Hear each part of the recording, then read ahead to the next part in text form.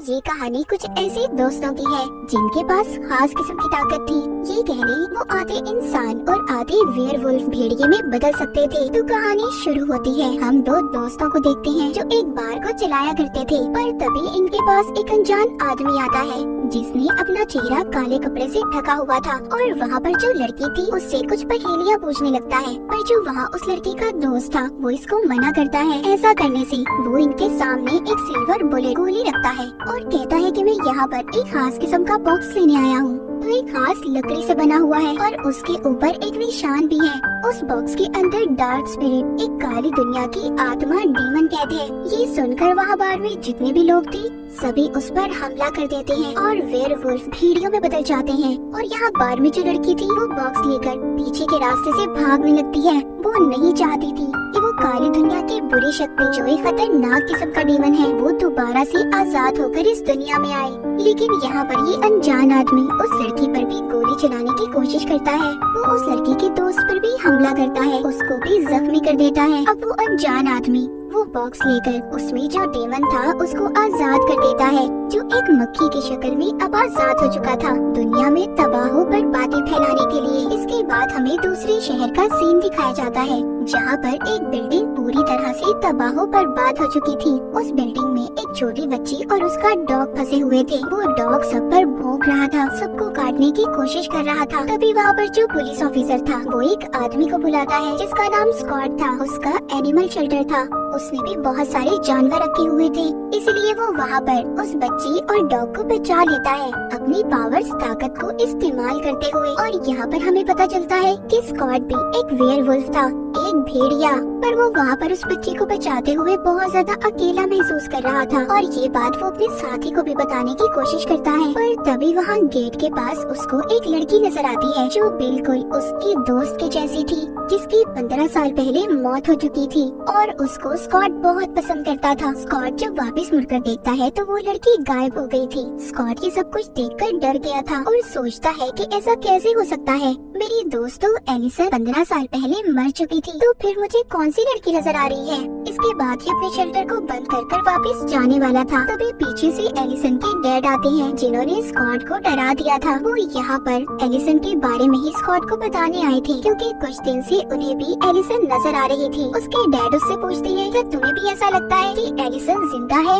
Scott ये सब सुन तो रहा था पर उसको ऐसा नहीं लगता था कि 15 साल बाद दोबारा से एलिसन जिंदा हो सकती है, क्योंकि स्कॉट के हाथों में ही एलिसन की जान गई थी। पर एलिसन के डैड को न जाने क्यों लगता था कि उनकी बेटी अभी भी जिंदा है और उनके सपनों में आती है, जो बार बार बार्डो बार्डो नाम पुकार रही थी। बार्डो का मतलब था एक ऐसी स्टेज जो जिंदगी और मौत के दरमियान की हो, मतलब कि उनकी बेटी एक ऐसी जगह फंस गई है जहाँ से अब वो वापस आना चाहती है और एक रिचुअल, एक जादू से वो उसको वापस लाने की कोशिश कर सकते हैं। यहाँ पर कोई भी इस काम को करना तो नहीं चाहता था, पर हाँ वो कहते हैं कि हम कोशिश कर सकते हैं। अब ये सब फैसला करते हैं कि ये उस जगह पर जाएंगे जहाँ पर एलिसन की मौत हुई थी। स्कॉट अब बाकी के दोस्तों को भी बुलाने वाला था ताकि ये सबकी मदद ले सके एलिसन को वापस से जिंदा करने के लिए। इसके बाद हमें स्कॉट की एक और दोस्त दिखाई जाती है जिसका नाम लेडिया था। वो भी अपने ख्यालों में एलिसन को देख रही थी। उसको भी ऐसा लग रहा था कि कहीं ना कहीं एलिसन उस तक पहुंचना चाहती है। जैसे कि हमें पता है ये सभी दोस्त वेयरवुल्फ हैं। लेडिया के पास एक खास किस्म की ताकत थी, वो अपने ख्यालों में जो भी देखती थी वो सच हो जाता था। उसके पास एक खास किस्म की स्क्रीमिंग पावर थी, वो चीख सकती थी। वो भी दोबारा से स्कॉट के पास जाना चाहती थी।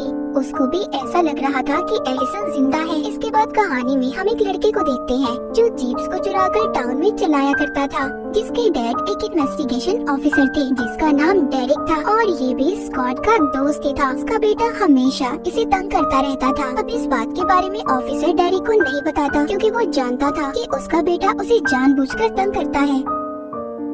जंगल में एक जगह पर आग लग गई थी। वो आग किसी तेल और पेट्रोल की वजह से नहीं लगी थी और इसी बात के बारे में पुलिस डेरिक की मदद ले रहे थे। पर डेरिक को ये बात पता थी कि जंगल में आग उसके बेटे ने लगाई है और इस बात के बारे में वो अब पुलिस की मदद करता है इस केस में भी और अपने बेटे को सबक सिखाने के लिए भी। इसके बाद हमें आगे दिखाया जाता है डेरिक अब अपने बेटे के पास पहुंच गया था और उसकी जीप को अपने हाथों से पंचर कर देता है अपने बड़े बड़े नाखूनों से। और यहाँ पर डेरिक भी एक वेयरवुल्फ था। डेरिक घर लाकर अपने बेटे को बहुत डांटता है और उसे कहता है कि तुम्हें ऐसी हरकतें नहीं करनी चाहिए। यहाँ पर जो डेरिक का बेटा था वो अपने आप को अलग ही महसूस करता था, क्योंकि उसके अंदर ऐसी ताकत नहीं थी कि वो वेयरवुल्फ में बदल सके। इसलिए वो ये समझता था कि वो अपनी फैमिली से बिल्कुल अलग है, और यही सोचकर गुस्से में अपने कमरे में चला जाता है। डेरिक के दिमाग में कहीं न कहीं ये सोच थी, उसका बेटा भी शायद कभी वेयरवुल्फ बन सके। डेरिक जब दोबारा से अपने बेटे के कमरे में जाता है तो देखता है उसका बेटा कमरे में नहीं था, वो दोबारा से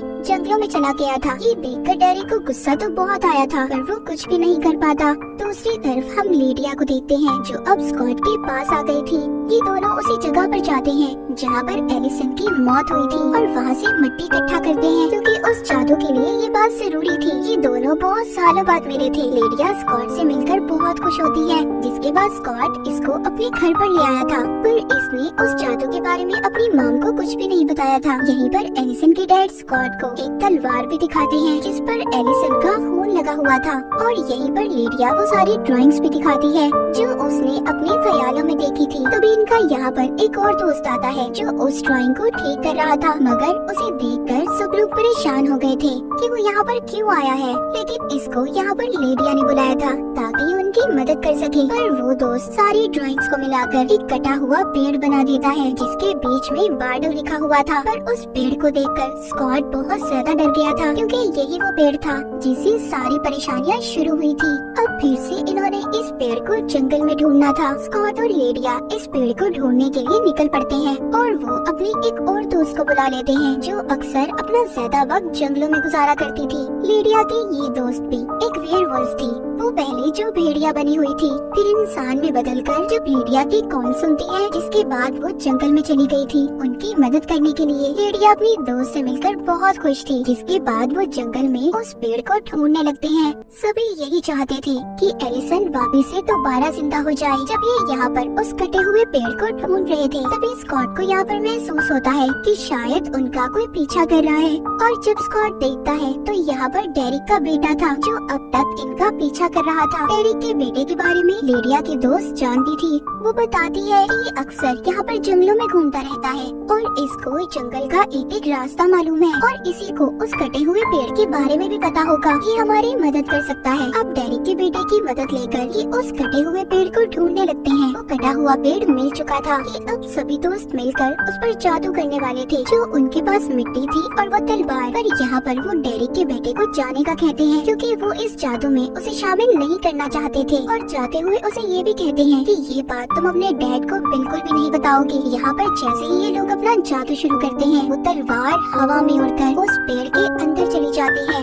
और वहाँ पर बहुत तेज हवाएं चलने लगी थी। मगर कुछ देर के बाद सब कुछ थम सा जाता है, जिसके बाद ये लोग समझ रहे थे कि कुछ भी नहीं हुआ और ये जादू उनसे नहीं होगा। वो सब के सब यहाँ से जाने वाले थे। स्कॉट जाते हुए थोड़ा सा उदास था, क्योंकि वो एलिसन को दोबारा से हासिल करना चाहता था। अब जैसे ही वो जा रहा था, तभी वो कटे हुए पेड़ पर अजीब सी रोशनी चमकने लगती है। उस पेड़ के बीचों बीच एलिसन लेटी हुई थी, जो बेहोशी की हालत में थी। सब उसको अब हॉस्पिटल लेकर जा रहे थे। सब काफी ज्यादा हैरान थे कि एलिसन 15 साल बाद दोबारा से कैसे दुनिया में आ सकती है। उसको लेकर जाता है तो वहाँ पर उसकी मॉम देखकर कहती है कि ये तो बिल्कुल एलिसन जैसी लड़की है।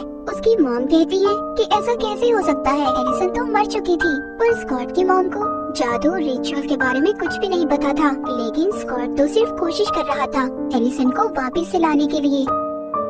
पर यहाँ पर सिर्फ एलिसन वापस नहीं आई थी। वो जो हमने मक्खी की शक्ल में डीमन को देखा था, वो भी इस कटे हुए पेड़ के अंदर चला जाता है और अपनी असल शक्ल में आ जाता है, जो कि एक बहुत ही खतरनाक खौफनाक डीमन था, और अपनी तलवार को उठाकर बहुत जोर से चिल्ला रहा था कि वो दुनिया में तबाह बर्बादी फैलाने आया है, और वो खास तौर पर यहाँ पर स्कॉट से बदला लेने आया था, क्योंकि स्कॉट की वजह से ही इस डीमन को उस लकड़ी के बॉक्स में कैद कर दिया गया था। उधर एलिसन हॉस्पिटल में थी। उसको होश आ गया था, मगर उसको कुछ भी समझ नहीं आ रहा था। एलिसन की यादें कुछ वक्त पहले की तो नहीं आई थी वापस, पर उसके दिमाग में वो यादें चल रही थी, जहाँ पर वो अपने सभी दोस्तों को अपना दुश्मन मान रही थी। वो अब यहाँ हॉस्पिटल से भागने की कोशिश करती है। उसको ये लग रहा था कि वो अभी भी एक हंटर शिकारी है, और वो डेरिक को मारना चाहती है, जो कि एक भेड़िया है। इसके रास्ते में जो भी आ रहा था ये उसको मार रही थी। वो स्कॉट पर भी हमला कर देती है। तभी उसके डैड वहाँ पर आते हैं और पूछते हैं ये क्या है, क्या मेरी बेटी वाकई वापस आ गई है?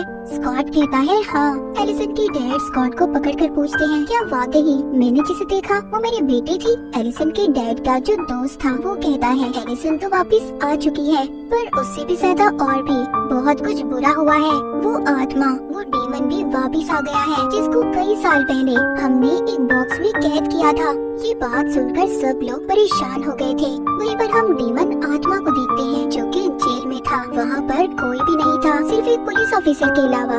वो डीमन पुलिस ऑफिसर को अपने पास बुलाता है और उसे मार देता है। उसकी सारी ताकतों को उस डीमन ने अपने अंदर खींच लिया था। बाकी जितने भी पुलिस ऑफिसर थे सब जंगल में इन्वेस्टिगेशन करने गए थे, क्योंकि दोबारा से वहाँ पर आग लग गई थी। थोड़ी ही देर बाद पुलिस स्टेशन में लेडिया और उसका एक दोस्त आ गए थे, जो उस पुलिस ऑफिसर की लाश देखकर ये समझ रहे थे कि इसे कहीं न कहीं एलिसन ने मारा होगा। जिसके बाद ये वहीं पर इन्वेस्टिगेशन करने लगते हैं। उधर एलिसन अपने बंकर में थी, जो कि उसकी एक खुफिया जगह थी। वो वहाँ पर अपने सारे हथियारों को इकट्ठा कर रही थी, लेकिन तभी उसको वहाँ पर एक आवाज सुनाई देती है उसी डीमन की, जो उसको अपने काबू में करने की कोशिश कर रहा था। वो डीमन एलिसन के दिमाग में ये डाल रहा था कि स्कॉट और डेरिक ने तुम्हारी सारी फैमिली को मार दिया है और उसकी माँ का रूप लेकर उसे इन सब बातों में उलझाने की कोशिश कर रहा था। एलिसन कहीं न कहीं ये जानती थी कि उसकी माँ की मौत हो चुकी है, पर फिर भी वो उस डीमन की बातों में आ जाती है और स्कॉट और डेरिक को मारने के लिए तैयार थी। अब एलिसन यहाँ पर डेरिक का पीछा करते हुए स्कूल तक आ गई थी, जहाँ पर स्कूल में एक मैच हो रहा था और डेरिक कोच से बात करने के लिए आया था। कोच यहाँ पर सब बच्चों को डांट रहा था और सबसे ये कह रहा था कि प्लीज प्रैक्टिस करो, मुझे जीत चाहिए। डेरिक यहाँ पर कोच से ये कहने आया था कि उसके बेटे को भी खेलने का मौका दें। कोच ये तो नहीं जानता था कि डेरिक कौन है और उसका बेटा कौन है, पर फिर भी कोच मान जाता है और कहता है मैं तुम्हारे बेटे को सिर्फ 4 मिनट ही दूंगा खेलने के लिए। पर इसी प्रैक्टिस के दौरान डेरिक के बेटे के पाँव में चोट लग गई थी। तभी डेरिक अपने बेटे को एक कमरे में ले आता है और उसे कहता है कि खुद को हील करना सीखो, खुद को ठीक करो, तुम एक वेयरवुल्फ हो। डेरिक को अभी भी अपने बेटे के बारे में यही लग रहा था कि वो भी उसकी तरह ही एक वेयरवुल्फ है और वो खुद ही अपने आप को ठीक कर लेगा। तभी यहाँ पर एलिसन आ जाती है, जो डेरिक पर हमला कर देती है। डेरिक यहाँ से अपने बेटे को भागने का कहता है, क्योंकि उसके पाँव में चोट लगी हुई थी। डेरिक जब उसके हमले से बचने की कोशिश करता है तो वो देखता है ये तो एलिसन थी, मगर वो ये देखकर बहुत ज्यादा हैरान था कि वो इतने सालों बाद कैसे जिंदा हो सकती है। पर यहाँ पर एलिसन बार बार डेरिक पर हमला कर रही थी और आखिरकार उसका एक तीर डेरिक की गर्दन में लग जाता है। डेरिक की गर्दन से बहुत ज्यादा खून बह रहा था, लेकिन यहाँ पर डेरिक के वही 2 दोस्त आ गए थे, जो हमने कहानी के शुरू में बार में देखे थे। स्कॉट भी यहाँ पर अपने दोस्तों के साथ आ गया था डेरिक की जान बचाने के लिए।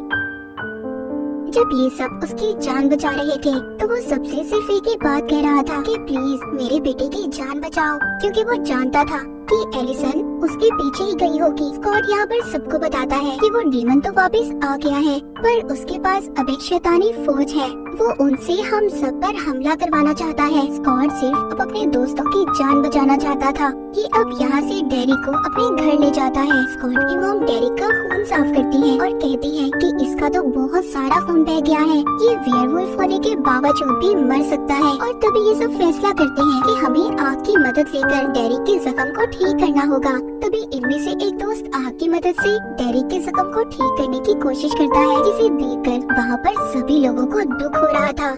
यहाँ पर सब लोग बहुत ज्यादा परेशान थे। उनको ये लग रहा था कि एलिसन डेरिक के बाद अब उसके बेटे के पीछे जाएगी। यहाँ पर एक दोस्त कहता है कि मैं खुद डेरिक के बेटे के पीछे जाऊंगा और बाकी लोग लिडिया से राब्ता करने की कोशिश करो। यहाँ पर सब एलिसन के डैड को यही कह रहे थे कि उनकी बेटी अब एक हंटर, एक शिकारी बन चुकी है, पर उसके डैड सबसे यही कहते हैं कि अगर मेरी बेटी गलत हुई तो मैं खुद उसके खिलाफ जाऊंगा। और मुझे भी यही लग रहा है कि वो हमारा सिर्फ एक इल्यूजन है, एक भ्रम है, एलिसन जिंदा नहीं है। पर स्कॉट यहाँ पर अपनी मॉम से ये कहकर जाता है कि एलिसन अगर असल है, जिंदा है, तो मैं उसे दोबारा अपनी जिंदगी में लाऊंगा।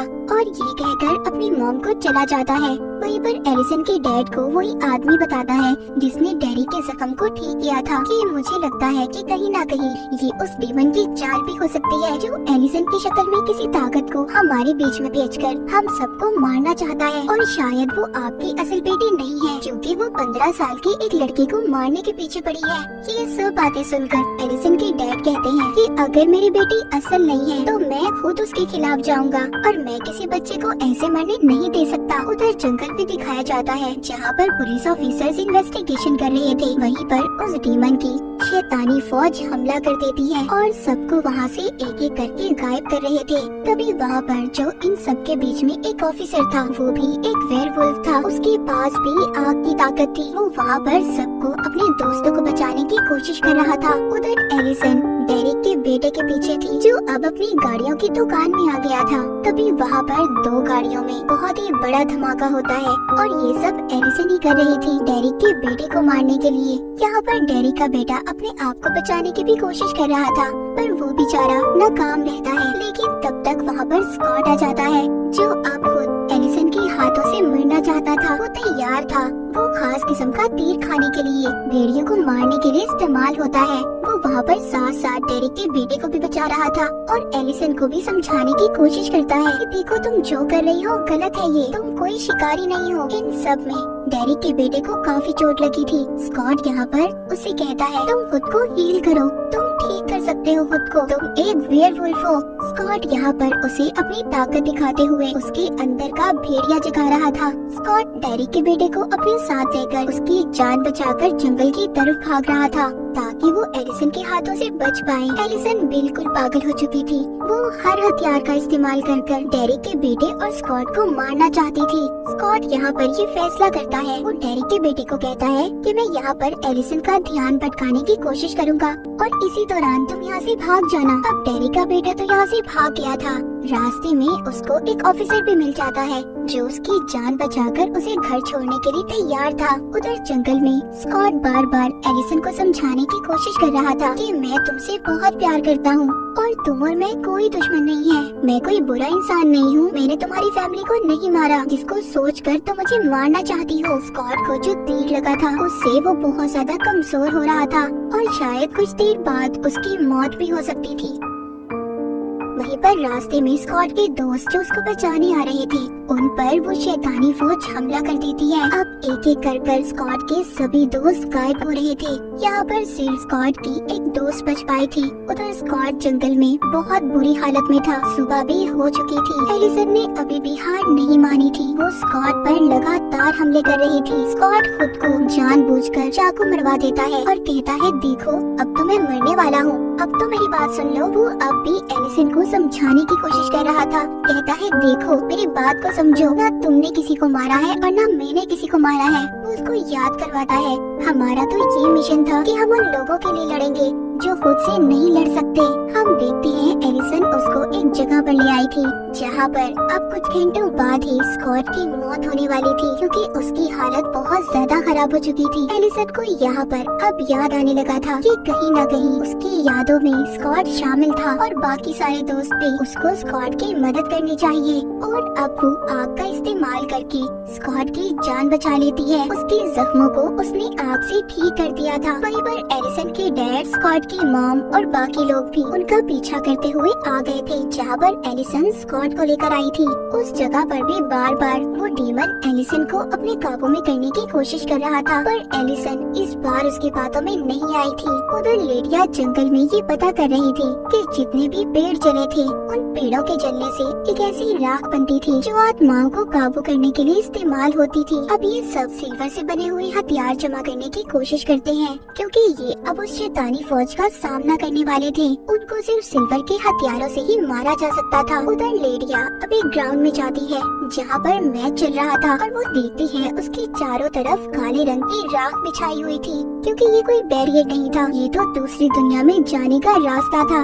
इस बारे में लेडिया को भी कुछ खास पता नहीं था, मगर फिर भी वो उस लाइन को मिटा नहीं पा रही थी। तभी वहाँ पर एक अनजान आदमी आता है और ये वही था जो हमने कहानी के शुरू में देखा था, जिसने अपना चेहरा ढका हुआ था। ये यहाँ पर अब अपना चेहरा दिखाता है और हमें पता चलता है कि ये तो इनके स्कूल का कोई टीचर था और जिसको मारने की कोशिश उस डीमन ने भी की थी, मगर ये जिंदा रह गया। वो आदमी लेडिया के दोस्त पर गोली चलाता है और लेडिया से कहता है कि जितना तुम चिल्ला सकती हो चिल्लाओ। उसको यहाँ पर दूसरी दुनिया दिखाता है जहाँ पर उसके सभी दोस्त कैद थे और बताता है, कहता है देखो ये जो मैच चल रहा है ये कोई आम मैच नहीं है, ये मैच एक इल्यूजन है और यहाँ पर तुम्हारे सारे दोस्त फंसे हुए हैं। वो लेडिया को ये सब दिखा रहा था जो कि उस डीमन की दुनिया है जहाँ पर वो सभी को हमेशा के लिए कैद करके मार देगा। वहाँ पर डेरिक की बेटी से ये कह रहा था कि जब तक तुम वेयरवुल्फ में बदलोगे तुम्हारे सारे दोस्त मारे जाएंगे। वो डीमन डेरिक के बेटे को असल दुनिया में फेंक देता है जहाँ पर उसको स्कॉट मिलता है। स्कॉट को भी अब सब कुछ आहिस्ता आहिस्ता पता चल रहा था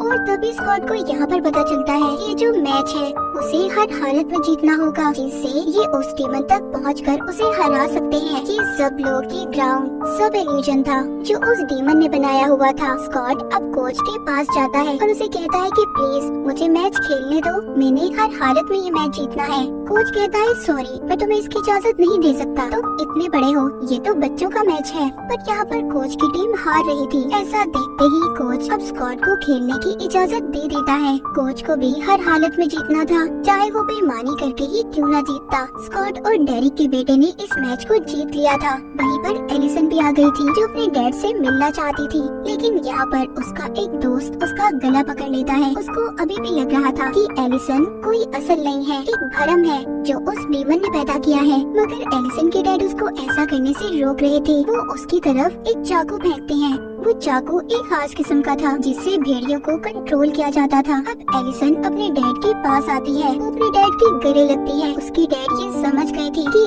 एलिसन उनकी असल बेटी है। तभी एक काला धुआं एलिसन को उस डीमन की दुनिया में ले जाता है जहाँ पर इसके सारे दोस्त फंसे हुए थे। यहाँ पर स्कॉट को अपने दोस्तों को बचाना था और अगर इसने अपनी जान ना दी तो इसके सारे दोस्तों की जान चली जाएगी। इसीलिए ये चाहता था कि यहाँ पर एलिसन इसको मारे और ये देखकर डीमन बहुत खुश हो रहा था कि स्कॉट अब मर जाएगा। पर एलिसन इसको जो तीर मारती है इसके इर्द गिर्द इनके दोस्त ने अपनी पावर, अपनी ताकत से आग से उसे बचा लिया था, जिससे वो तीर स्कॉट को छू भी नहीं पाया था। पर ये सिर्फ एक इल्यूजन, एक भ्रम था। यहाँ पर एलिसन के डैड, स्कॉट की मॉम सब आ गए थे और सभी यहाँ पर पहुंचकर उन शैतानी आत्माओं पर हमला करते हैं जो सिल्वर की गोली से ही मर सकती थी। वहीं पर लेडिया भी अब जोर से चिल्लाती है जिस वजह से एलिसन की सारी यादें वापस आ गई थी और उसके आसपास जितनी भी शैतानी आत्माएं थी वो दूर जाकर गिरती हैं कि लेडिया ने अपने दोस्तों की जान को बचा लिया था। लेकिन यहाँ पर डीमन भी इतनी आसानी से हार कहाँ मानने वाला था। स्कॉट ने जब उसको काटा था अब वो भी वेयरवुल्फ में बदल गया था।